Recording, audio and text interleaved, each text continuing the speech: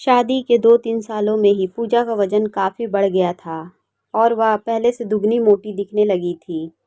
इस मोटापे की वजह से पूजा को कई लोगों के ताने सुनने पड़ते थे।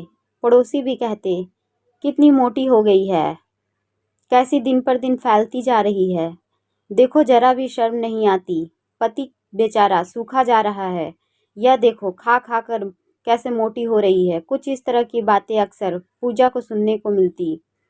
स्वभाव से हंसमुख पूजा इन बातों को इग्नोर भी कर देती, लेकिन उसे ज़्यादा दुख तब होता था जब उसकी खुद की सास और ननद उसके मोटापे के लिए उसे ताने मारती और भला बुरा कहती। संजय शरीर से काफ़ी दुबला पतला था। शादी के बाद भी उसके शरीर में रत्ती भर का भी फर्क नहीं आया था। हालांकि पूजा मोटी होती जा रही थी, उसमें उसका कोई दोष नहीं था, बल्कि पूजा तो संजय से भी कम खाना खाती थी और दिन भर घर का काम करती थी। अपने मोटापे की वजह से चाहे किसी काम में कितनी भी दिक्कत हो, पूजा उस काम को कभी अधूरा नहीं छोड़ती थी।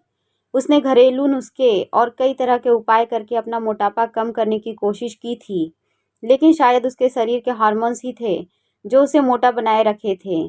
संजय को उसको मोटापे से कोई समस्या नहीं थी। वह बेचारा तो अपने बिजनेस को संभालने में व्यस्त रहता था।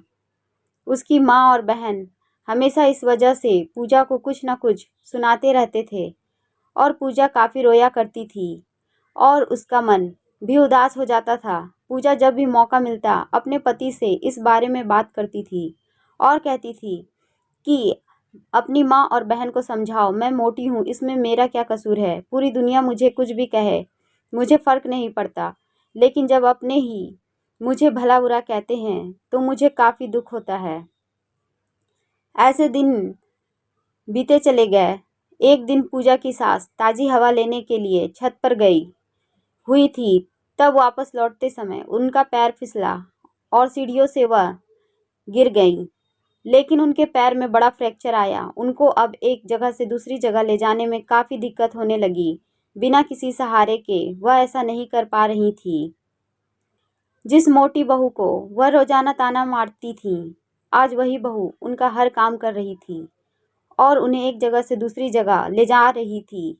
उनका खुद का वजन भी 72 किलो था, जो उनके बेटे संजय के लिए भी उठा पाना आसान नहीं था।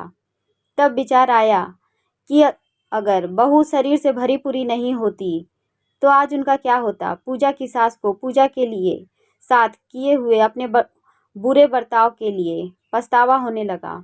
उन्होंने एक दिन मौका देखकर इस बात के लिए पूजा से हाथ जोड़कर माफ़ी मांगी। पूजा ने कहा, अरे माँ जी, आप माफ़ी क्यों मांग रही हैं, आप मुझे समझने लगी हैं, मेरे लिए इतना ही बहुत है, आप मेरी माँ समान हैं। उस दिन के बाद पूजा के साथ में भी कभी उसे उसकी मोटापे की वजह से एक शब्द भी नहीं बोला, बल्कि तो उन लोगों से लड़ जाती जो पूजा को मोटी कहकर उसकी बुराई करते थे। पूजा की ननद भी इस घटना के बाद से उसे इस विषय पर कुछ भी ना कह सकी। खुश मिजाजी पूजा अब पहले की तरह ही सब कुछ भुलाकर खुश रहने लगी। दोस्तों, हमारे समाज में, हमारे आसपास आपको ऐसे कई लोग मिल जाएंगे जो शरीर के बनावट के हिसाब से लोगों को नीचा दिखाते हैं। हमें ऐसी सोच को पूरी तरह खत्म करना होगा और यह समझना होगा कि बाहरी स्वरूप ज़्यादा मायने नहीं रखता, मायने रखता है भीतरी खूबसूरती और स्वभाव। तो दोस्तों, कहानी पसंद आई हो तो वीडियो को लाइक, चैनल को सब्सक्राइब करें।